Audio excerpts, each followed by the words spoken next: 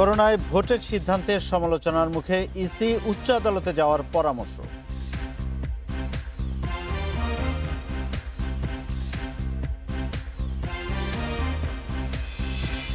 একষট্টি হাজারের বেশি গ্রাহকের বিদ্যুৎ বিলে অসঙ্গতি, সমন্বয় হচ্ছে জুন মাসের বিলে।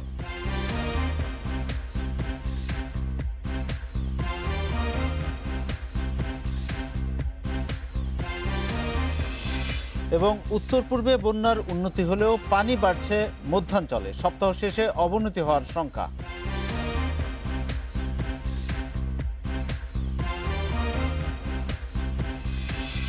স্বাগত বিরতিহীন সংবাদ, রাত ৯টায় বাংলাদেশের সঙ্গে আছি গোলাম কিবরিয়া। শুনছিলেন শিরোনাম, এবার বিস্তারিত। দেশে করোনা সংক্রমণ বাড়ার মধ্যেই 14 জুলাই বগুড়া 1 এবং যশোর 6 আসনে উপনির্বাচন করার সিদ্ধান্ত নিয়েছে নির্বাচন কমিশন। এমন সিদ্ধান্তের সমালোচনা করে বিশেষজ্ঞরা বলছেন, মহামারী পরিস্থিতিতে আদালতের কাছে পরামর্শ চাইতে পারত কমিশন। পাশাপাশি ভোটারদের উপস্থিতি এবং করোনা সংক্রমণ ঝুঁকি নিয়ে শঙ্কা প্রকাশ করেছেন তারা। দেশে করোনায় মৃত্যু 2000 ছাড়িয়েছে। স্বাস্থ্য অধিদপ্তর দেশবাসীকে পরামর্শ দিচ্ছে ভিড় এড়িয়ে চলতে, জরুরি প্রয়োজন ছাড়া ঘর থেকে বের না হতে। এরই মাঝে সাংবিধানিক বাধ্যবাধকতা দেখিয়ে বগুড়া 1 ও যশোর 6 আসনের উপনির্বাচনের ভোটগ্রহণ হতে যাচ্ছে 14 জুলাই। করোনা সংক্রমণের মধ্যে গেল 21 মার্চ ঢাকা 10, গাইবান্ধা 3 ও বাগেরহাট 4 আসনের উপনির্বাচন করে কমিশন। কম ভোটার উপস্থিতিতে নির্বাচনগুলো নিয়ে সমালোচনার মুখে পড়ে ইসি। তারপর স্থগিত হয় 29 মার্চের বগুড়া ও যশোরের উপনির্বাচন। মহামারীর মধ্যে ভোটগ্রহণের সিদ্ধান্তের সমালোচনা করেছে সুশাসনের জন্য নাগরিক সুজন সংগঠনের সাধারণ সম্পাদক বদিউল আলম মজুমদার বলেন, সংবিধানের দোহাই দিয়ে ভোট করছে ইসি, যদিও একাধিকবার সংবিধান লঙ্ঘনের নজির আছে এই কমিশনের। জনগণ তাদের মতামতের ভিত্তিতে কাউকে ভোট দিয়ে তারা সংসদে নির্বাচিত করবে, কিন্তু ভোটার যখন থাকে না তখন জনগণের সম্মতিও প্রতিষ্ঠিত হয় না এবং এতে আমাদের গণতান্ত্রিক ব্যবস্থাও সুসংগত হয় না, গণতান্ত্রিক ব্যবস্থার জন্য ইতিবাচক নয়। তো তারা ঢাকার নির্বাচন করে তাদের শিক্ষা হওয়া উচিত ছিল। ভবিষ্যতে এই পরিস্থিতিতে নির্বাচন করলে আবারও ভোটারবিহীন নির্বাচন হবে, যেটা কোনোভাবে আমাদের গণতান্ত্রিক ব্যবস্থার জন্য সঙ্গতিপূর্ণ নয়। নির্বাচন কমিশন বলছে, সংবিধান অনুসারে সংসদীয় আসন শূন্য হওয়ার 90 দিন এবং তা সম্ভব না হলে আরও 90 দিন, মোট 180 দিনের মধ্যে উপনির্বাচন করতে হবে। তবে মহামারী পরিস্থিতিতে নির্বাচন করা যাবে কিনা সেটি আদালতের কাছে জানতে চাইতে পারত কমিশন, এমন পরামর্শ সাবেক নির্বাচন কমিশনারের। 90 দিন পার হয়ে গেলে যদি এর কোনো আইনি সমস্যা থাকে তাহলে সুপ্রিম কোর্টে রেফার করে এটাকে ডেফার করা উচিত বলে আমি মনে করি। তার কারণ হচ্ছে যে এই প্যান্ডেমিক সিচুয়েশনে মানুষ ভোট দিতে যাবে না, ভোটারবিহীন একটা ইলেকশন তো হবে, তাতে কোনো ক্রেডিটের কোনো কাজ হবে না। শনিবার পর্যন্ত বগুড়ায় করোনায় আক্রান্ত হয়েছেন 3360 জন আর যশোরে 742 জন। ভাইরাসে 2 জেলায় মৃত্যু হয়েছে মোট 73 জনের। আল আমিন হোসেন, ইন্ডিপেন্ডেন্ট নিউজ, ঢাকা। এদিকে করোনার কারণে বগুড়া 1 এবং যশোর 6 আসনের উপনির্বাচনে অংশ নিচ্ছে না বিএনপি। সন্ধ্যায় স্থায়ী কমিটির বৈঠক শেষে এ সিদ্ধান্ত জানান দলের মহাসচিব মির্জা ফখরুল ইসলাম আলমগীর। এ বিষয়ে বিস্তারিত জানতে আমরা কথা বলবো বিএনপির স্থায়ী কমিটির সদস্য ইকবাল হাসান মাহমুদ টুকুর সঙ্গে। আমরা জানলাম যে বিএনপি এই নির্বাচনে অংশ নিচ্ছে না, কিন্তু বগুড়া তো বিএনপির একটি শক্ত অবস্থান সবসময় আমরা দেখি। বগুড়ার আসনটাতে আপনারা অংশ নিচ্ছেন না, এটি ভোটারদের কাছে কি বার্তা পৌঁছাবে? তার পাশাপাশি আরেকটা জিনিস জানতে চাই আপনার কাছে, সেটি হচ্ছে সাম্প্রতিক সময়ে বিএনপি সবগুলো নির্বাচনেই অংশ নিয়েছে, এইবার নিচ্ছে না, এটিও কি আপনাদের কোনো অবস্থানের কোনো রকম প্রভাব ফেলবে কিনা? না, আপনাদের আমরা যে একটা অস্বাভাবিক অবস্থার মধ্যে বসবাস করছি, যে প্যান্ডেমিকের মধ্যে আমরা আছি, একটা ছোঁয়াচে রোগের মধ্যে আছি বাংলাদেশে, কত মানুষের এই করোনা হয়েছে, কত মানুষ মারা গেছে, এর সম্বন্ধে এখন পর্যন্ত দেশের মানুষের যে তথ্য পায় সে তথ্য সম্বন্ধে আস্থা নাই। সেই রকম একটা অবস্থাতে ইলেকশন কমিশন এরকম একটা নির্বাচন দেওয়াটা আমি মনে করি যে তাদের কাছে মানুষের জীবনের চেয়েতে নির্বাচনটা মনে হয় বড়। আমরা একটা মানুষের দল হিসাবে আমরা এইরকম পরিস্থিতিতে নির্বাচনে যাওয়াটা আমাদের জন্য ঠিক হবে না এবং মানুষের প্রতি আমাদের তাহলে আমাদের যে শ্রদ্ধা ভালোবাসা সেটা দেখানো হবে না, সেই জন্যই আমরা নির্বাচন যাচ্ছি না। আরেকটি বিষয় সেটি হচ্ছে নির্বাচন কমিশন কিন্তু বারবার করে বলছে যে তাদের সাংবিধানিক বাধ্যবাধকতার কারণেই এই নির্বাচনটা নির্বাচন অনুষ্ঠানে যেতেই হচ্ছে, তাদের সামনে কোনো পথ খোলা নেই। তো সেই বিবেচনাটা আপনারা করছেন কিনা? কনস্টিটিউশনে পরিষ্কার বলা আছে অ্যাক্ট অফ গডের জন্য 90 দিন করা যায়, পরে আবার 90 দিন বাড়িয়ে দেওয়া যায়। তো 90 দিন থেকে আরো 90 দিন তাদের হাতে আছে। তাছাড়াও একটা কথা আছে যে doctrine of act of god, যে আমরা দেখেছি বিগত সময়ে 3 মাসে নির্বাচন সেটা 2 বছর পরে হয়েছে, ডক্ট্রিন অফ নেসেসিটি করেছিল। এটাও তো ডক্ট্রিন অফ নেসেসিটি। সুতরাং ইলেকশন কমিশন চাইলে ডক্ট্রিন অফ নেসেসিটি দিয়ে এই নির্বাচনকে স্থগিত রাখতে পারে এবং দেশের যখন ভালো অবস্থা হবে তখন নির্বাচন যেতে পারে। তা আপনি কি আর মনে করেন যে এই নির্বাচনে যদি অনুষ্ঠিত হয় তাহলে সাধারণ মানুষ তাতে সাড়া দিবে না, মানুষের ভোটার উপস্থিতি কম হবে, সেই কারণে আপনারা যাচ্ছেন না, বা অন্য কোনো বিষয় আছে কিনা এখানে? আমি যেটি বলতে চাচ্ছি যে সাম্প্রতিক যেই নির্বাচনগুলো হয়েছে সেগুলোতে আমরা দেখেছি যে সরকার দলীয় যে প্রার্থী তারই বিজয় নিশ্চিত হয়েছে, সেরকম কোনো আশঙ্কাও কি ছিল কিনা আপনাদের? না, সেরকম আশঙ্কা তো আছে। এটা তো নির্বাচন তো একটা ফার্স্টে রূপান্তরিত, ইলেকশন কমিশন আজ্ঞাবহ ইলেকশন কমিশন, এটা তো আমরা বারে বারে বলছি। আর এখানে যেটা হয়ে গেছে যে নির্বাচন করতে গেলে আমরা যে জনসংযোগ করব, সেই জনসংযোগ করতে গেলে মানুষের যে সোশ্যাল ডিস্টেন্সটা তো মেনটেন করতে পারবে না। তাতে দেখা যাবে যে রোগ আরো বেড়ে যাচ্ছে। সেই কারণটাই আমাদের জন্য এখন মুখ্য। প্লাস ওইখানে তো বগুড়ায় তো ভীষণ বন্যা হয়েছে। এই সব মিলে আমরা মনে করি যে মানুষ যখন অসহায় অবস্থায় আছে সেখানে যে তাদের কাছ থেকে ভোট চাওয়ার জন্য যাওয়াটাও আমার মনে হয় যে তাদের পাশে সাহায্যের হাত না বাড়িয়ে ভোট চাইতে যাওয়াটা আমার মনে হয় সমীচীন নয়। দুটো তো পাশাপাশি চলতে পারে, ত্রাণ কার্যক্রম, ভোট চাওয়া, এইটার মধ্যে কোনো কনফ্লিক্ট ছিল না। আমি টুকু ভাই এই প্রশ্নটা আবারও রাখি আপনার কাছে। শুরুতে যেটা বলেছিলাম, সাম্প্রতিক সময়ে বিএনপি আমরা দেখেছি সবগুলো নির্বাচনেই অংশ নিয়েছে, এইখানে নিচ্ছে না। তো সেই ক্ষেত্রে বিএনপির সমর্থক ভোটার তাদের উপর কোনো প্রভাব পড়বে কিনা, যদি এই যে বিএনপির নির্বাচন থেকে সরে দাঁড়ালে? এই নির্বাচন তাদের মধ্যে প্রভাব পড়বেই না, বরঞ্চ তারা আমাদেরকে সাধুবাদ দেবে যে আমরা দেশের মানুষের এই দুর্ভোগের অবস্থা চিন্তা করে আমরা নির্বাচন যাচ্ছি, সেজন্য সাধুবাদ দিবে। অনেক ধন্যবাদ টুকু ভাই আপনাকে। বলছিলেন ইকবাল হাসান মাহমুদ। যাচ্ছি পরের প্রসঙ্গে। দেশে করোনা সংক্রমণের 120তম দিনে 55 জনের মৃত্যুর খবর দিয়েছে স্বাস্থ্য অধিদপ্তর। এর মধ্য দিয়ে মৃতের সংখ্যা 2000 ছাড়িয়ে দাঁড়িয়েছে 2052 জনে। গত 24 ঘন্টায় নতুন করে শনাক্ত হয়েছে 2738 জন, যা পরীক্ষা বিবেচনায় 19.57%। 8 মার্চ দেশে প্রথম করোনা শনাক্ত হয়। সে অনুযায়ী রোববার 120তম দিন। এই দিনে করোনায় 55 জনের মৃত্যুর খবর এসেছে। এদের মধ্যে পুরুষ 37 জন, নারী 18। 24 ঘন্টায় সর্বোচ্চ মৃত্যু হয়েছে ঢাকায় 19 জন, চট্টগ্রামে 13, খুলনায় 6, বরিশালে 5, রংপুরে 8, রাজশাহীতে 1 ও ময়মনসিংহে 1 জন মারা গেছেন। গত 24 ঘন্টায় নমুনা সংগ্রহ হয়েছে 13,964টি এবং পরীক্ষা হয়েছে পূর্বের নমুনা সহ 13,988টি। গত 24 ঘন্টায় যা নমুনা পরীক্ষা হয়েছে তাতে শনাক্ত হয়েছে 2,738 জন। 24 ঘন্টায় মৃত্যুবরণ করেছেন 55 জন, এ পর্যন্ত 2,052 জন। স্বাস্থ্য অধিদপ্তর জানায় 24 ঘন্টায় 13,965 জনের নমুনা পরীক্ষায় করোনা শনাক্ত হয়েছে 2,738 জনের। এ নিয়ে মোট শনাক্ত 1,62,417 জন। একদিনে পরীক্ষা বিবেচনায় শনাক্ত 19.57%। এ সময়ে দেশে সুস্থ হয়েছেন আরও 1,904 জন। যদিও 73টি পরীক্ষাগার চালু আছে, তবে আমরা রিপোর্ট পেয়েছি 68টি পরীক্ষাগারে। 2টি বেসরকারি প্রতিষ্ঠান, 2টি বিশ্ববিদ্যালয় এবং 1টি মেডিকেল কলেজ পরীক্ষা রিপোর্ট দেয়নি। করোনা থেকে সুরক্ষায় ও স্বাস্থ্য ঝুঁকি কমাতে পর্যাপ্ত ঘুমের পাশাপাশি সুষম ও পুষ্টিকর খাবার গ্রহণের পরামর্শ দিয়েছে স্বাস্থ্য অধিদপ্তর। Ijazur Rahman, independent news, Dhaka. দেশে করোনায় মৃত্যু ছাড়ালো 2000। এর মধ্যে গত 30 দিনেই মারা গেছেন 1241 জন, অথচ প্রথম 2 মাসে মৃত্যু ছিল মাত্র 350। স্বাস্থ্য অধিদপ্তরের তথ্য, মৃতদের 77 ভাগই পুরুষ এবং মোট প্রাণহানির অর্ধেকই ঢাকায়। গবেষকরা বলছেন যেহেতু সংক্রমণ বাড়ছে তাই মৃত্যুর হারও বেশি।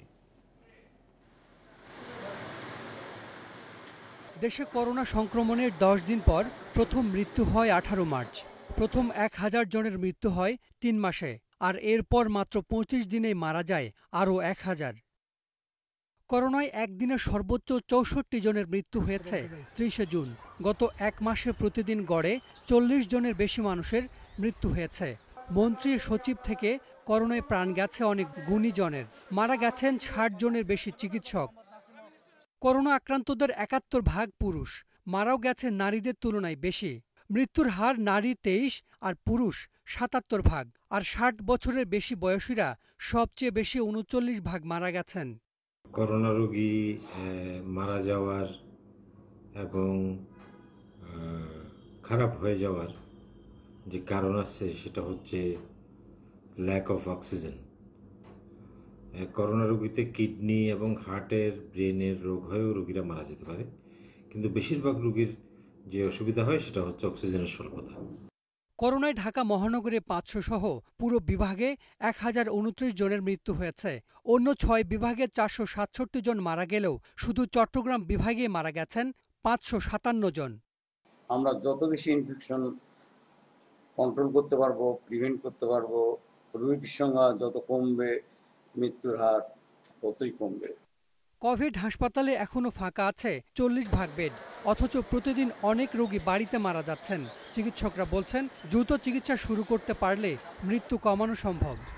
একটি বেশ বড় অংশই যাদের ভর্তি সময়ে অক্সিজেনের মাত্রা বিপজ্জনক লেভেলেরও অনেক নিচে ছিল, তাদের মধ্যেই মৃত্যুর হারটি অনেক বেশি হিসেবে প্রতীয়মান হচ্ছে।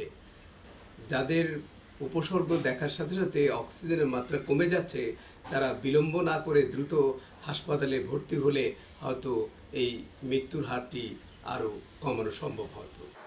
গবেষকরা বলছেন করোনার সংক্রমণ না কমলে মৃত্যু কমবে না, তাই সংক্রমণ ঠেকানো এখন বড় challenge. Hasan Misbah, independent news, Dhaka. পুরান ঢাকার ওয়ারির রেড জোনে লকডাউনের দ্বিতীয় দিনেও দেখা গেছে বিশৃঙ্খলা। সেখানকার সবশেষ অবস্থা জানবো সহকর্মী বনি ইবনে কামালের কাছে। বনি, আমরা সন্ধ্যার সময় দেখছিলাম বেশ কিছু স্থানীয় বাসিন্দা জড়ো হয়ে আছেন যেই সড়কটি বন্ধ করা হয়েছে তার সামনে ভেতরে প্রবেশের জন্য।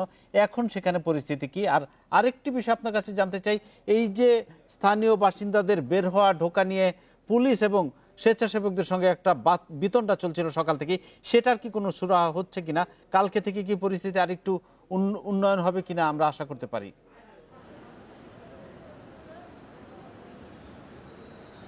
আমি যদি আপনার দ্বিতীয় প্রশ্নের উত্তরটা দিয়ে শুরু করতে চাই, কালকে থেকে আসলে উন্নয়ন হবে বা উন্নতি হবে এই অবস্থার এমন কোনো কারণ আমরা এখন পর্যন্ত দেখতে পাইনি। কেননা যারা আসলে বের হতে চাচ্ছেন, যারা বেসরকারি চাকরিজীবী বা ব্যবসায়ী যারা রয়েছেন বের হতে চাচ্ছেন, তাদের যে তালিকা করে একটা ব্যবস্থা নেওয়া হবে বলে আমাদেরকে আশ্বাস দেওয়া হয়েছে বা এই এলাকার মানুষজনকে আশ্বাস দেওয়া হয়েছে, সেই তালিকার কোনো প্রোগ্রেসিভ রিপোর্ট কিন্তু আমরা এখন পর্যন্ত পাইনি। অর্থাৎ জিনিসটি এখনো প্রক্রিয়াধীন আছে। সেই ক্ষেত্রে কালকেও বের হওয়ার সময় এ ধরনের বাকবিতণ্ডা হতেই পারে, এটা খুব একটা অস্বাভাবিক হবে না যদি বাকবিতণ্ডা হয়। আর দ্বিতীয়ত যদি আমি আপনাকে জানাতে চাই যে আমরা গত 7টার সময় কিন্তু দেখাচ্ছিলাম যে এখানে অনেক মানুষের ছিল, এখনো যে একদম মানুষজন নেই তা কিন্তু না। আপনি হয়তো দেখতে পাচ্ছেন যে দুজন দাঁড়িয়ে আছেন এবং তারা ঢোকার চেষ্টা করছেন, কিন্তু তাদেরকে বলা হচ্ছে যে তারা যেন টিপু সুলতান রোড দিয়ে যায়, সেখান দিয়ে তারা যদি কোনো কারণ দেখাতে পারে, সুনির্দিষ্ট কারণ দেখাতে পারে ঢোকার, সেক্ষেত্রে ঢুকতে পারবেন। তবে এর ব্যতিক্রম কিন্তু আমরা দেখেছি, এই রোড দিয়েও কেউ কেউ প্রবেশ করেছে এবং কিছু গাড়ি প্রবেশ করেছে, এমনটাও কিন্তু আমরা দেখতে পেয়েছি। সব মিলিয়ে অব্যবস্থাপনার কথা আসলে যেমনটি বলছিলাম গত 7টার সময়, এখনও আসলে অব্যবস্থাপনার জিনিসটি কিন্তু এখনো রয়ে গেছে। যদিও এখানে ভলেন্টিয়ার যারা রয়েছে বা প্রশাসন যারা রয়েছে তারা বলছেন যে তারা যে মোতাবেক নির্দেশনা পাচ্ছেন সে অনুযায়ী কাজ করছেন, তারপরও নির্দেশনা যেহেতু খুব একটা সুস্পষ্ট না, বেসরকারি চাকরিজীবীরা কি করবে বা ব্যবসায়ীরা কি করবে এই ব্যাপারটি যেহেতু খুব একটা সুস্পষ্ট না তাদের কাছে, মানে যারা এখানে আছেন তাদের কাছে, সেক্ষেত্রে তারা যখন বের হতে চাচ্ছে তখন ভলেন্টিয়ারদের সাথে এক ধরনের বাকবিতণ্ডা হচ্ছে। কেননা যারা বেসরকারি চাকরিজীবী আছেন তারা বেশিরভাগই অভিযোগ করছেন যে তারা যেহেতু লকডাউনের মধ্যে আছে সেটা আসলে তাদের প্রতিষ্ঠান খুব একটা মানতে চাইছে না, এবং সেক্ষেত্রে ওই প্রতিষ্ঠানে আরেকটি বিষয় জানতে চাই যে সেখানে লকডাউন এলাকায় নিত্যপণ্য সরবরাহের কথা বলা হয়েছিল। আমরা জেনেছি আপনার কাছে যে কয়েকটি গাড়ি ঢুকেছে বিভিন্ন প্রয়োজনীয় নিত্যপণ্য নিয়ে। রাজাবাজারের অভিজ্ঞতা থেকে যদি আমরা বলি, সেখানে বাসিন্দারা অভিযোগ করছিল যে সবজি বা কাঁচা বাজার যেগুলো ঢুকেছে সেগুলোর দাম অত্যধিক বেশি ছিল। টিপু সুলতান রোডে বা আপনার ওয়ারিতে সেখানে কি অবস্থা? সেখানে কোনো রকম অভিযোগ আছে কিনা স্থানীয় বাসিন্দাদের? কিবরিয়া, যেহেতু এই জায়গাটি আসলে লকডাউনের ক্ষেত্রে অনেক আগে থেকেই ঘোষণা করা হয়েছিল, এই প্রথম 2-3 দিনের মধ্যে আসলে আমরা এই দ্বিতীয় দিন চলছে আজকে, এখন পর্যন্ত কিন্তু এমন অভিযোগ পাইনি। কেননা মানুষ যে গণহারে কেনার যে বিষয়টি সেটি কিন্তু এখন এখানে খুব একটা চালু হয়নি। এই জিনিসটি চালু হলে হয়তো আমরা জিনিসটি আর একটু স্পেসিফিকভাবে জানতে পারবো। তবে যারা আসলে সার্ভিস প্রোভাইড করছে আমরা দেখেছি বা জেনেছি, পূর্ব রাজাবাজারেও কিন্তু তারাই সার্ভিস প্রোভাইড করেছিল। সেক্ষেত্রে পূর্ব রাজাবাজারে যে ধরনের অভিযোগ ছিল এখানেও সেটা পাওয়া যেতেই পারে। বনি, আপনাকে অনেক ধন্যবাদ যুক্ত থাকার জন্য। করোনার উপসর্গ নিয়ে কুমিল্লায় 5 জন সহ 4 জেলায় 8 জনের মৃত্যু হয়েছে। মৃতরা করোনা আক্রান্ত হয়েছিলেন কিনা তা নিশ্চিতে নমুনা সংগ্রহ করা হয়েছে। কুমিল্লা মেডিকেল কলেজ হাসপাতালের করোনা ইউনিটে গত 24 ঘন্টায় উপসর্গ নিয়ে মৃত্যু হয়েছে 5 জনের। এদের মধ্যে করোনা ইউনিটের আইসিইউতে 2 জন, করোনা ওয়ার্ডে 1 জন এবং আইসোলেশনে 2 জন চিকিৎসাধীন অবস্থায় মারা যান। করোনা উপসর্গ নিয়ে সাতক্ষীরা মেডিকেল কলেজ হাসপাতালের আইসোলেশনে এক বৃদ্ধের মৃত্যু হয়েছে। স্বাস্থ্যবিধি মেনে তার মরদেহ দাফনের জন্য বলা হয়েছে। এছাড়া একই উপসর্গ নিয়ে লক্ষ্মীপুর এবং মাগুরাতে 2 জনের মৃত্যু হয়েছে।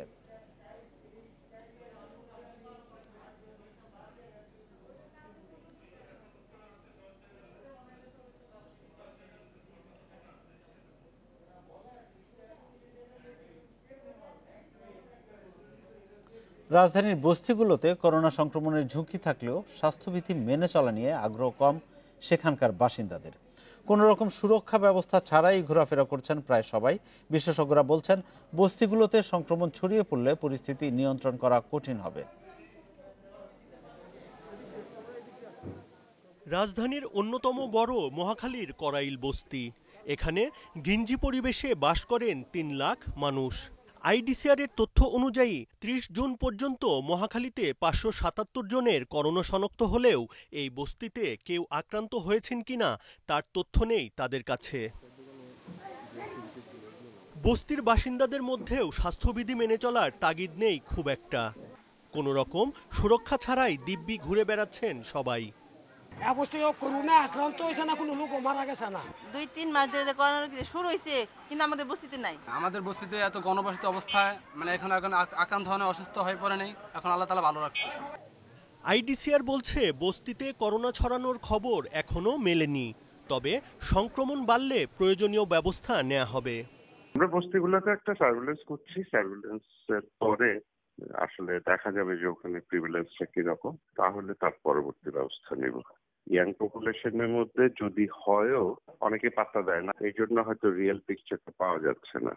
বিশেষজ্ঞরা বলছেন, বস্তির মতো ঘিঞ্জি এলাকায় সংক্রামক রোগ ছড়ানোর ঝুঁকি বেশি। যারা নাকি এই সমস্ত বস্তিতে বা বিভিন্ন জায়গায় আছেন, একসাথে অনেক লোকের যেখানে টেস্ট করার সুযোগ সুবিধা বৃদ্ধি করা উচিত ওই সমস্ত এলাকাগুলিতে। না হলে সংক্রমণ নিয়ন্ত্রণ কোনোদিনই সম্ভব হবে না। চেষ্টা করতে হবে এই সমস্ত ঘনবসতি এলাকায় স্থানীয় সরকার কর্তৃপক্ষ, জনপ্রতিনিধি, বেসরকারি সংস্থা, তাদেরকে এখানে আইসোলেশন সেন্টার করতে হবে। যাদেরই জ্বর পাওয়া যাবে তাদেরকে সেই আইসোলেশন সেন্টারে নিয়ে যেতে হবে। তারা মৃদু লক্ষণযুক্ত সন্দেহজনক করোনা রোগী। আইসোলেশন সেন্টারে নিলে তাদের কাছ থেকে রোগটা অন্য জায়গায় ছড়াবে না, আর তারাও 14 দিনের মধ্যে ভালো হয়ে যাবে। বস্তিতে করোনা সংক্রমণ ঠেকাতে সময় থাকতে উদ্যোগ নেয়ার তাগিদ বিশেষজ্ঞদের। Buddhadeb Kundu, independent news, Dhaka. Antibody kit নিয়ে জটিলতা কাটছে না। গণস্বাস্থ্যের দাবি, এফডিএ গাইডলাইন অনুযায়ী তাদের কিটের কার্যকারিতা 97%।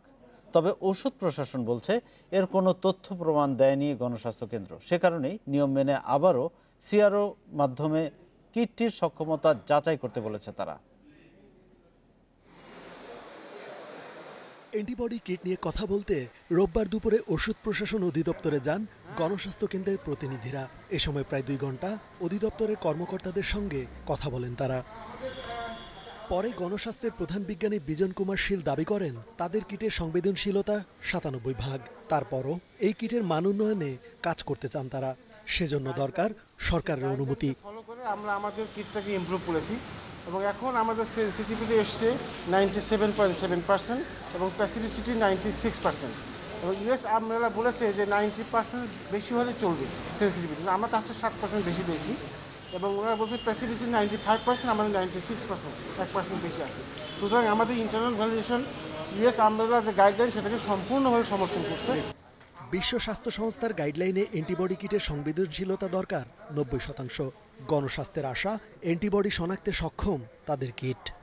যে সরকারের যে নীতিমালা, সেই নীতিমালা অনুযায়ী ওনারা এক্সটার্নাল ভ্যালিডেশনের রিপোর্ট না পাওয়া পর্যন্ত ওনারা আমাদের ইন্টারনাল ভ্যালিডেশনকে ওনারা ডকুমেন্ট বলে মনে করেন না। এটা সরকারের নীতি, সরকার যেহেতু এটাকে নিয়ম করেছেন ওনাদেরকে সেটা অনুযায়ী আমাদেরকে করতে হচ্ছে। তবে অধিদপ্তর বলছে গণস্বাস্থ্যের কিটকে 97% কার্যকর বলা হলেও এ নিয়ে কোনো তথ্য প্রমাণ দেয়নি তারা। অ্যান্টিবডি টেস্ট কিটের ব্যাপারে তারা কোনো এভিডেন্স আমাদের কাছে দিতে পারে নাই। আমরা বলেছি পাথওয়ে, রেগুলেটরি পাথওয়েটা এই, আবার তাদেরকে গ্যাপ অ্যানালাইসিস করে প্রোডাক্ট ডেভেলপ করে ইন্টারনাল ভ্যালিডেশন করতে হবে এবং এক্সটার্নাল থার্ড পার্টি ভ্যালিডেশন করে ডাটা আমাদের দিতে হবে। তারা কোনো এভিডেন্স আমাদের কাছে দাখিল করেনি। সুতরাং 97 কি 77 এটা কোনো তথ্যই দেয়নি আমাদের কাছে।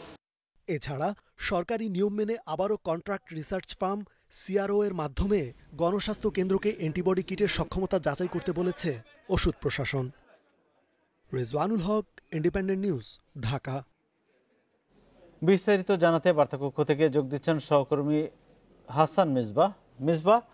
আমরা তো জেনেছিলাম যে এই কিটের অনুমতিটা দেয়া হচ্ছে না, কিন্তু আবারও নতুন করে সেটি আলোচনা এলো গণস্বাস্থ্যের কিট। তো কি নিয়ে এই আলোচনাটা শুরু হলো, কেন এখন আবারও সেটি তারা অনুমোদন চাইছে? সম্প্রতি এফডিএ তারা একটি গাইডলাইন প্রকাশ করেছে অ্যান্টিবডি কিটের ক্ষেত্রে। এই গাইডলাইন প্রকাশের পরেই গণস্বাস্থ্য কেন্দ্র তারা বলছে যে এখানে অনেক শর্ত কিছুটা শিথিল করে দেওয়া হয়েছে এবং এমন কিছু শর্ত দেওয়া হয়েছে যাতে তাদের মনে হয়েছে যে কিংবা তারা তাদের ইন্টারনাল কোনো এক্সামিনেশন করেছেন, যার ফলে তারা বলছেন যে তাদের অ্যান্টিবডি কিটের অ্যাকুরেসি কিংবা এটির যে কার্যকারিতা এটা 97% বেশি, এর সেন্সিটিভিটি 97% বেশি বলে তারা আজকে গণমাধ্যমে দাবি করেছে। এ নিয়ে মূলত তারা আজকে ওষুধ প্রশাসন অধিদপ্তর এসেছে যে এই কিটটিকে তারা আরও মান উন্নয়ন করতে চান, আরও এটিকে আপগ্রেড করে, যেহেতু বঙ্গবন্ধু মেডিকেল বিশ্ববিদ্যালয় এটিকে 70% বলেছে এর কার্যকারিতা, এটি কোনো মানুষ আক্রান্ত ছিলেন কিনা, অর্থাৎ অ্যান্টিবডি শনাক্তের যে হার সেটি 70% বলেছিল। তো মূলত এই বিষয়টি নিয়ে আজকে ওষুধ প্রশাসন অধিদপ্তর তারা এসেছিলেন, তাদের মধ্যে প্রায় 2 ঘন্টা আলোচনা হয়েছে। আইইডিসিআর এর প্রতিনিধিও সেখানে ছিলেন। তারা আইডিসিআর এর পক্ষ থেকে এবং সরকারের পক্ষ থেকে এখনও তাদেরকে সর্বোচ্চ সহযোগিতার আশ্বাস দেওয়া হয়েছে। এবং এটি নিয়ে কিছুক্ষণ আগে একজন অণুজীব বিজ্ঞানীর সাথে কথা বলছিলাম, তিনি বলছিলেন যে যেহেতু এটির প্রথম ধাপেই এর সক্ষমতা অ্যান্টিবডি শনাক্তের হার 70% হয়েছে, সুতরাং এটি যদি সেকেন্ড গ্রেড কিংবা পরবর্তীতে কি আপগ্রেড করা হয় সেক্ষেত্রে এটি 90 উন্নীত হওয়ার একটি সম্ভাবনা আছে। ফলে সরকার এবং গণস্বাস্থ্য দুই পক্ষই মিলে। আরেকটি বিষয় আমরা দেখলাম যে গণস্বাস্থ্য দাবি করেছে এই কিটের কার্যকারিতা 97%। এই যে তারা দাবি করলো 97%, তার সপক্ষে কি কি তথ্য প্রমাণ তারা উপস্থাপন করেছে আজকে? এটি আসলে গণস্বাস্থ্যের দাবি 97%, কারণ এটিকে 97% এটির সেন্সিটিভিটি এটি বলার ক্ষেত্রে আসলে এটি সিআরও প্রতিষ্ঠানের পক্ষ থেকে বলতে হবে এবং এর একটি সুনির্দিষ্ট ফরম্যাট আছে, সেই ফরম্যাটটি মেনেই সেটি করতে হবে। গণস্বাস্থ্য কিসের ভিত্তিতে দাবি করলে এই নিয়ে আগামীকাল তারা আবারও তাদের তথ্য প্রমাণ ওষুধ প্রশাসন অধিদপ্তরের কাছে জমা দেবে। ওষুধ প্রশাসন বরাবরের মতোই সরকারের যে বিধি বা নিয়ম সেই অনুযায়ী তারা বলে আসছেন যে অবশ্যই এটি থার্ড পার্টি ভ্যালিডেশন হইতে হবে, অর্থাৎ সিআরও কোনো প্রতিষ্ঠানের মাধ্যমে এর যে কার্যকারিতা কিংবা সেন্সিটিভিটি 97% সেটি সেই প্রতিষ্ঠানের পক্ষ থেকে প্রয়োজনীয় পরীক্ষা নিরীক্ষা বা প্রয়োজনীয় ধাপগুলো পার হওয়ার পরে সেই প্রতিষ্ঠানের পক্ষ থেকেই এটি বলা হবে। তবে কেন গণস্বাস্থ্য 97% দাবি করেছে, এটির পক্ষে তারা আগামীকালকে প্রয়োজনীয় তথ্য প্রমাণাদি তারা। হাসান মিসবাহ, আপনাকে অনেক ধন্যবাদ আমাদের সঙ্গে যুক্ত থাকার জন্য। নির্বাহী আদেশে 20,000 মেডিকেল টেকনোলজিস্ট নিয়োগ সহ 5 দফা দাবিতে মহাখালীতে হয়েছে বিক্ষোভ। আর এই দাবি আদায়ের বৃহস্পতিবার 2 ঘন্টা কর্মবিরতির ঘোষণা দিয়েছে বিক্ষুব্ধরা। জবাবে স্বাস্থ্য অধিদপ্তর বলছে 1200 মেডিকেল টেকনোলজিস্ট নিয়োগ প্রক্রিয়াধীন, অন্য দাবিগুলো সুপারিশ আকারে মন্ত্রণালয়ে পাঠানো হয়েছে।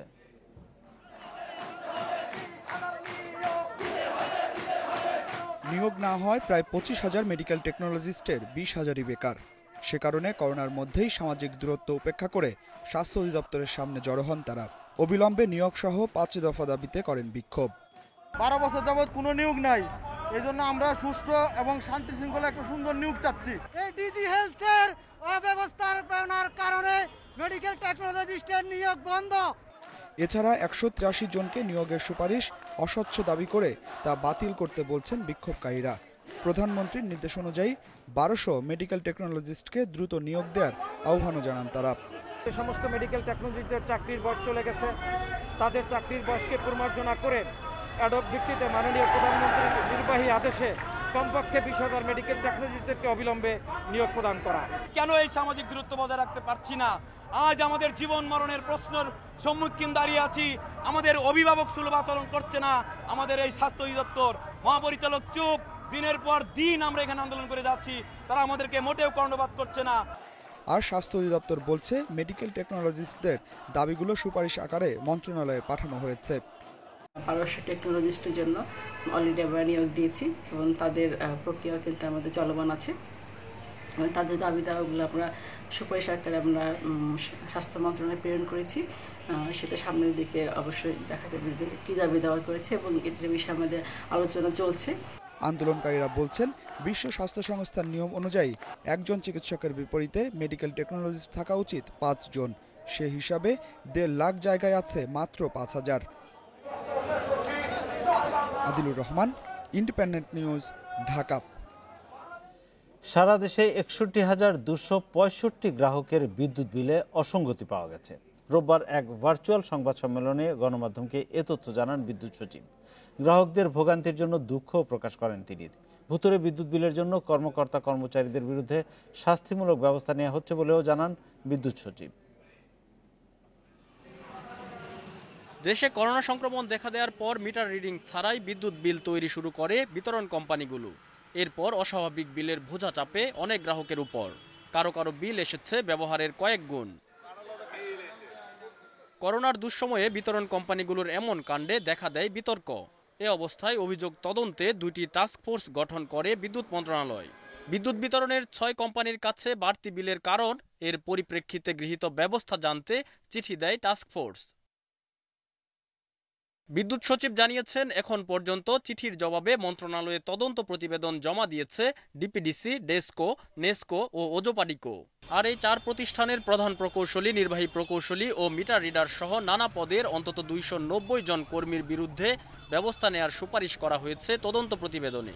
বাকি 2 কোম্পানি পিডিবি ও পল্লী বিদ্যুৎ এখনো কোনো জবাব দেয়নি। 4 জন কর্মকর্তা কর্মচারীকে এটাকে আমরা যেটাকে বলি সাময়িকভাবে সাময়িকভাবে বরখাস্ত করা হয়েছে। এটা একটা প্রসেসের অংশ। 36 জন নির্বাহী প্রকৌশলীকে তাদেরকে শোকজ করা হয়েছে, কৈফিয়ত তলব করা হয়েছে। এইটা একটা প্রসেস, একটা ইনিশিয়াল প্রসেস। জবাব দেওয়ার পরে সেই জবাব বিচার বিশ্লেষণ করে পরবর্তী স্টেপ নেওয়া হবে। বিদ্যুৎ সচিব আরও জানান, একজন গ্রাহকের কাছ থেকেও বাড়তি অর্থ নেওয়া হবে না।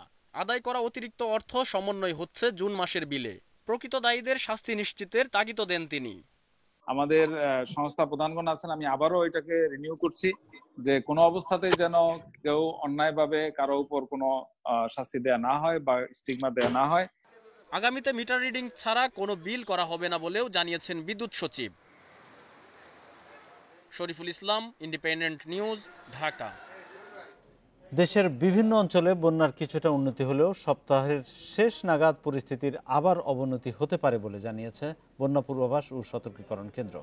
বিভিন্ন জেলার নিম্নাঞ্চল প্লাবিত হয়ে ফসলের ক্ষতির সম্ভাবনার কথাও জানিয়েছে তারা। তবে পরিস্থিতি মোকাবেলায় সব ধরনের প্রস্তুতি নেওয়া হয়েছে বলছে দুর্যোগ ব্যবস্থাপনা ও ত্রাণ মন্ত্রণালয়।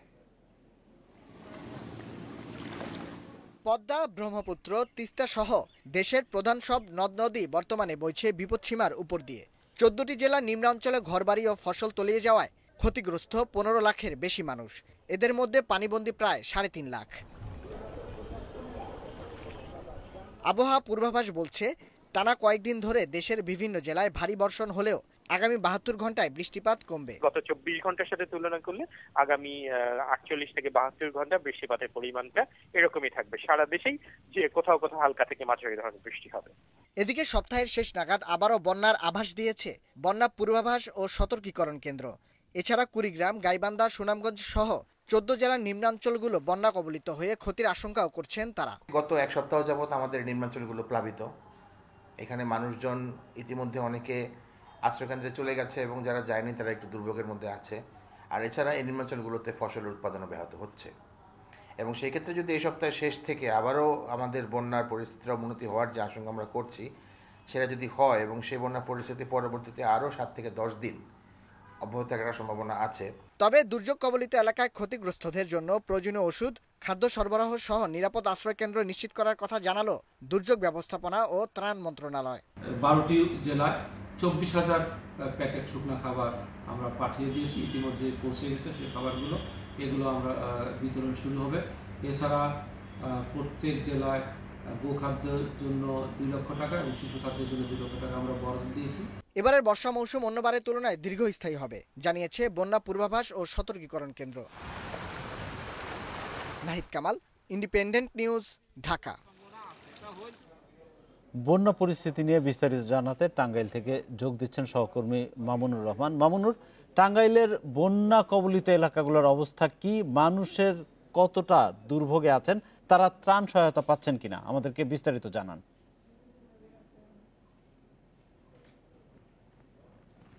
টাঙ্গাইলে বন্যা পরিস্থিতি যদি বলি, গত 2 দিনেই কিন্তু যমুনা নদীর পানি কিন্তু কমতে শুরু করেছে। এখন কিন্তু যমুনা নদীর পানি বিপদসীমার 21 সেন্টিমিটার উপর দিয়ে প্রবাহিত হচ্ছে।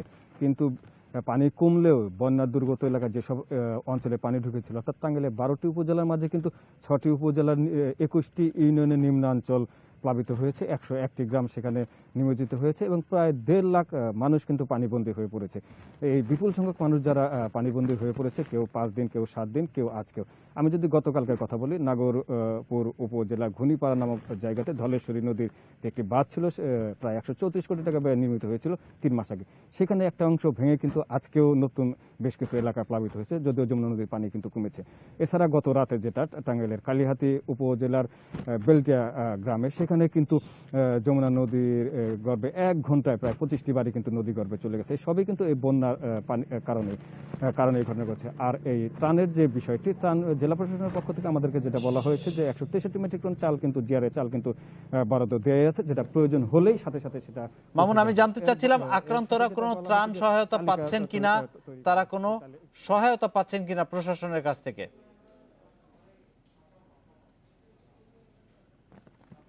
আসলে প্রশাসনের পক্ষ থেকে কিন্তু তালিকা তৈরি করা হচ্ছে। আপনি জানেন যে এটা তালিকা করতে কিছুটা সময় লাগে। মাঠ প্রশাসন এবং স্থানীয় জনপ্রতিনিধি সবাই কিন্তু যৌথভাবে এই তালিকা তৈরি করার কাজ করছে। এছাড়া আমরা যতটুকু জানতে পেরেছি, ভুয়াপুর উপজেলা নদী ভাঙন এবং বন্যা আক্রান্তদের মাঝে স্থানীয় সংসদ সদস্য কিছুটা পরিমাণ ত্রাণ দিয়েছে, কিন্তু সরকারি ত্রাণ বা অন্য কোনো বেসরকারি ত্রাণ এখনো পর্যন্ত বন্যা কবলিত মানুষগুলি পায়নি। এমনটি কিন্তু আজকে আমরা দুপুর পর্যন্ত জানতে পেরেছি বন্যা আক্রান্ত এলাকার লোকজনের কাছে। তো সেখানে কিন্তু আরও বেশ কিছু সমস্যা রয়েছে। যেসব জায়গায় 5 দিন 7 দিন যাবত পানি রয়েছে, সেখানে শুকনো খাবারের যেমন অভাব রয়েছে। সবচেয়ে বড় যে সমস্যাটা সেটা হচ্ছে বিশুদ্ধ খাবার পানি, কারণ অনেক জায়গায় টিউবওয়েল কিন্তু তলিয়ে গেছে, যেখানে বিশুদ্ধ খাবার পানির অভাব রয়েছে।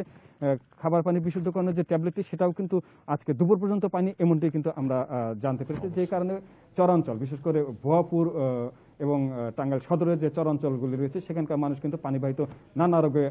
মামুনুর, আপনাকে অনেক ধন্যবাদ আমাদের সঙ্গে যুক্ত থাকার জন্য। টাঙ্গাইল থেকে বন্যা পরিস্থিতির সর্বশেষ খবর জানিয়েছিলেন সহকর্মী মামুনুর রহমান। দ্রুত মাঠে খেলা ফেরাতে এ সপ্তাহে ফেডারেশনগুলোর সাথে আলোচনায় বসছে ক্রীড়া মন্ত্রণালয়। আন্তর্জাতিক আসর বিবেচনায় অনুশীলন শুরুর অনুমতি পাচ্ছে ক্রিকেট এবং ফুটবল। খেলোয়াড়দের স্বাস্থ্য সুরক্ষায় সার্বক্ষণিক পর্যবেক্ষণে রাখার পরিকল্পনা মন্ত্রণালয়ের। এদিকে দেশের স্বার্থ বিবেচনায় বাফুফে নির্বাচন নিয়ে কাদা ছোড়াছুড়ি বন্ধের আহ্বান করেছেন ক্রীড়া প্রতিমন্ত্রী জাহিদ হাসান রাসেল। করোনা ঝুঁকিতে এদেশের খেলাধুলা বন্ধ রয়েছে 3.5 মাসের বেশি সময়। খেলার আগে জীবন বড়, এই নীতিতে একমত খেলোয়াড়, ফেডারেশন, ক্রীড়া মন্ত্রণালয়। কিন্তু দীর্ঘ বিরতিতে আর্থিক ক্ষতির মুখেও পড়তে হচ্ছে। একই সঙ্গে খেলোয়াড়রাও আনফিট হয়ে পড়ছেন। ফলে ক্রীড়া সংশ্লিষ্টদের মনে প্রশ্ন, কবে মাঠে ফিরবে খেলা? দেশের খেলাধুলার অভিভাবক ক্রীড়া প্রতিমন্ত্রী জাহিদ আহসান রাসেল বর্তমান পরিস্থিতি পর্যবেক্ষণ করছেন গভীরভাবে। বলছেন, খেলোয়াড়দের স্বাস্থ্য সুরক্ষাকে সর্বোচ্চ অগ্রাধিকার দিয়ে খেলা ফেরানোর বিষয়ে উদ্যোগ নেওয়া হয়েছে।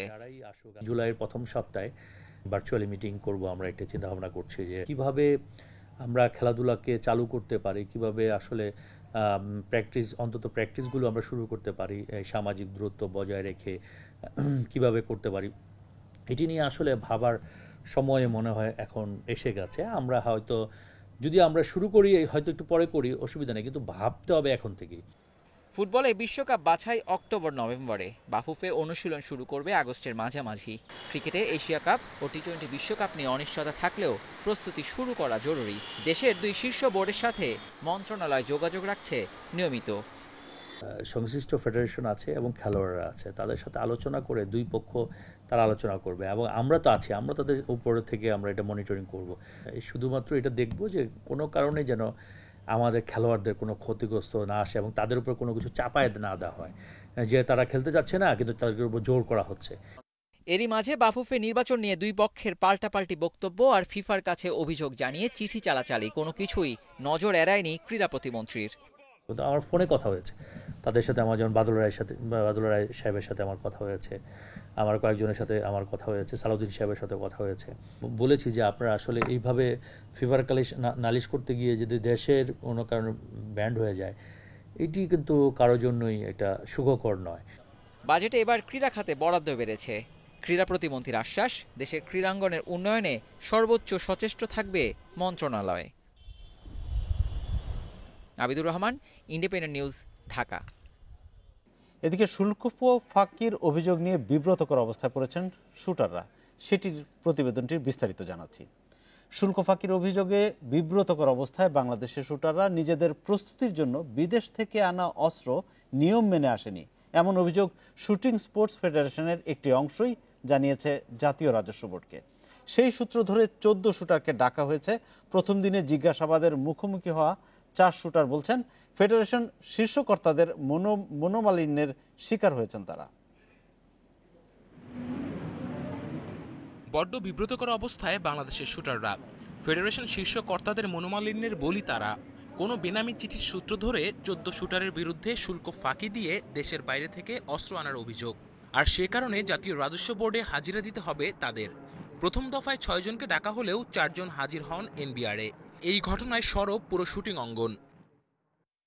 সামাজিক যোগাযোগ মাধ্যমে একদিন আগেই বিশাল স্ট্যাটাস দিয়ে ক্ষোভ জানান এসএ গেমসের স্বর্ণজয়ী শুটার শারমিন আক্তার রত্না। রাজস্ব বোর্ডের শুনানি শেষে দেশের অন্যতম সেরা শুটার আব্দুল্লাহিল বাকি ক্রীড়া প্রতিমন্ত্রীর হস্তক্ষেপ চাইলেন। ন্যাশনাল শুটার কোনো স্পেশালি কোনো বেতন নাই, কোনো স্পন্সর নাই, কোনো কিছু নাই, সবার যার যার ভালো লাগা ভালোবাসা থেকেই করে। সো এই ক্ষেত্রে সবাই যারা প্যারেন্টস আছেন তারা সবভাবেই ফ্যাসিলিটি দিয়ে অ্যাটলিস্ট সাপোর্ট করা উচিত। বাকির সাথে এনবিআরে হাজিরা দিতে এসেছিলেন শুটার অর্ণব, রিসালাত ও রাব্বি। করোনার কঠিন সময়ে এমন পরিস্থিতিতে পড়ে তারা আতঙ্কিত। আমরা এই সব ইনভেস্টিগেশন, আমরা ইন্টারোগেশন, এগুলো আসলে আমরা কিছুই বুঝি না, আমরা শুধু খেলতে জানি এবং আমরা খেলি। আর এটা আমাদের পার্সোনাল কোনো কাজের জন্য ব্যবহার হয়নি, আমরা দেশের জন্যই খেলি। এখন যদি শুটিং আবার চালু হয়, আমরা সাপোজ যদি শুটিং করা শুরুও করি, আমরা হয়তো ফুল 100% দিয়ে করতে পারবো না। একটা মেন্টালি একটা প্রেশার অলওয়েজ মাথার ভিতরে থাকবে যে কখন কি হবে বা না হবে। ভালো ফ্যাসিলিটিস পেলে আমরা ভালো কিছু করবো, ভালো কিছু অর্জন করবো, দ্যাটস ইট। আর তাছাড়া এর জন্য যে এরকম পরিস্থিতিতে আমাদের পড়তে হবে, এটা আসলে কখনোই আমরা আশা করি নাই। ডিজিটাল কন্টেন্ট তদারকিতে নামছে সরকার, এজন্য আইন তৈরি এবং কর বসাতে 5 সদস্যের কমিটি গঠন করেছে তথ্য মন্ত্রণালয়। দুপুরে সচিবালয়ে আন্তঃমন্ত্রণালয়ের সভায় এসব সিদ্ধান্ত নেওয়া হয়েছে।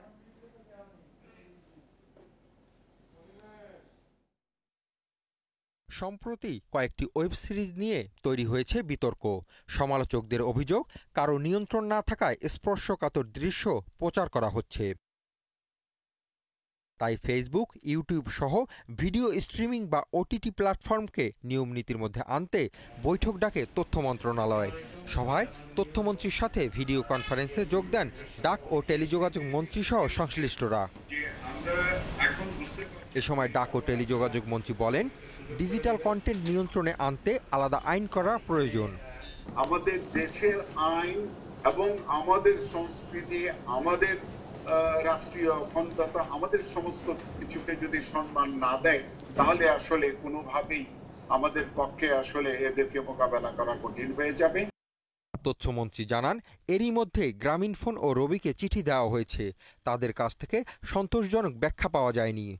ডিজিটাল কন্টেন্ট থেকে আয়ের ওপর কর বসানোর পরিকল্পনা রয়েছে বলেও জানান তিনি। সঠিকভাবে সরকার ট্যাক্স পাচ্ছে না এবং আমরা দেখতে পেয়েছি এখানে নানা সার্ভিস প্রোভাইডার, বিশেষ করে যারা বিটিআরসির কাছ থেকে লাইসেন্স নিয়েছে একটির, কিন্তু তারা অন্য ব্যবসাও করছে। সভা শেষে ডিজিটাল কন্টেন্টে তদারকি বাড়াতে 5 সদস্যের কমিটি গঠন করা হয়। স্বপ্নের কথা বলেছিলেন 2008 সালে। Hasib Mahmud Shah, independent news, Dhaka. করোনার প্রাদুর্ভাবে উন্নয়ন কাজে কিছুটা বাধা এলেও চলমান মেগা প্রকল্পের কাজে গতি বেড়েছে বলে জানিয়েছেন সড়ক পরিবহন ও সেতুমন্ত্রী ওবায়দুল কাদের। রোববার তার সরকারি বাসভবনে অনলাইন ব্রিফিংয়ে একথা জানান তিনি। ওবায়দুল কাদের জানান, প্রতিকূলতার মাঝেও পদ্মা সেতু, metro rail root 6, Karnaphuli tunnel, elevated expressway সহ অন্যান্য প্রকল্পের কাজ পুরোদমে চলছে। এ সময় মন্ত্রী আরও বলেন, গত ঈদে ঘরমুখ মানুষের ভিড় করোনা সংক্রমণের মাত্রাকে বাড়িয়ে দেয়। এবার যে কোনো মূল্যে তা এড়াতে হবে। সরকারকে এখন করোনা সংক্রমণ রোধ, বন্যা কবলিত মানুষের সুরক্ষা এবং কোরবানির ঈদে মানুষের ভিড় এড়ানোর চ্যালেঞ্জ মোকাবিলা করতে হবে বলে জানান ওবায়দুল কাদের। তাই আসন্ন ঈদুল আজহা এর সমাগম ও ভিড় এড়ানো যে কোনো মূল্যে আমাদের দায়িত্বশীল ভূমিকা পালন করতে হবে। সবাইকে সচেতন ও সাবধান হয়ে আসন্ন ঈদে যাতে সংক্রমণ না বাড়ে সে ব্যাপারে লক্ষ্য রাখতে হবে নিজেদের। ফেনীতে করোনার বিরুদ্ধে লড়াইয়ে জয়ী হয়েছেন শতবর্ষী বৃদ্ধা এবং শিশুসহ একই পরিবারের 18 জন। দীর্ঘ 1 মাস চিকিৎসা শেষে সুস্থ হয়ে উঠেছেন তারা সবাই। তারা বলছেন, চিকিৎসকের পরামর্শ মেনে চলার পাশাপাশি মনোবল শক্ত রেখে স্বাস্থ্যবিধি সঠিকভাবে অনুসরণ করলেই পরাজিত করা সম্ভব করোনা ভাইরাসকে। জেলার দাগনভূঞার পূর্ব চন্দ্রপুরের দিগেন্দ্র ব্যাপারী বাড়ির শতবর্ষী নারী কিরণবালা। একে বার্ধক্যজনিত নানা সমস্যা, তার উপর থাবা বসিয়েছে মরণঘাতী করোনা ভাইরাস। এজন্য করোনা পজিটিভ হওয়ার পর তাকে নিয়েই শঙ্কায় ছিলেন সবাই। তবে চিকিৎসক সহ সবাইকে চমকে দিয়ে 1 মাসের লড়াইয়ে জয়ী হয়েছেন তিনি। সুস্থ আছি, গরম জল খাইছি, আর গরম জল করি দিছে, খাইছি ঠান্ডা জল দিন। শুধু কিরণবালাই নয়, ওই পরিবারের 42 সদস্যের মধ্যে আক্রান্ত হওয়া 18 জনই করোনার বিরুদ্ধে জয়ী হয়েছেন। এর মধ্যে ছিল 6 বছরের শিশু নন্দী রানীও, ছিলেন সন্তান সম্ভবা পূজা রানী এবং 60 বছর বয়সী হরিলাল নাথ। তবে সব শঙ্কা কাটিয়ে স্বাভাবিক জীবনে ফিরেছেন ছোট্ট শিশুটি সহ পরিবারের সবাই। অভিজ্ঞতা থেকে তারা বলছেন, আক্রান্ত হওয়ার পর প্রতিবেশীরা ভিন্ন চোখে দেখলেও মনোবল হারাননি তারা। চিকিৎসকের পরামর্শ ও কিছু সতর্কতা সঠিকভাবে মেনে চলেই সুস্থ হয়েছেন সবাই। করোনাকে নিয়ে ভয় পাওয়ার কিছুই নাই, মনে সাহস এবং সাহসটাই যদি থাকে ওইটাই হলো বড়। ডাক্তারের পরামর্শ মতে আমাদের মনোবল রেখে আমরা আগিয়ে গেছি। আমরা ঠাকুর ইচ্ছে আমাদের বাড়িতে যতজন রোগী ছিল সবাই এই নিয়ম পালন করে আমরা সবাই এখন সুস্থ। স্বাস্থ্য কর্মকর্তারা বলছেন, এই পরিবারের অভিজ্ঞতা থেকেই বোঝা যায় মারাত্মক ছোঁয়াচে এই ভাইরাস থেকে মুক্তি পেতে সামাজিক দূরত্ব নিশ্চিত সহ স্বাস্থ্যবিধি মেনে চলার বিকল্প নেই।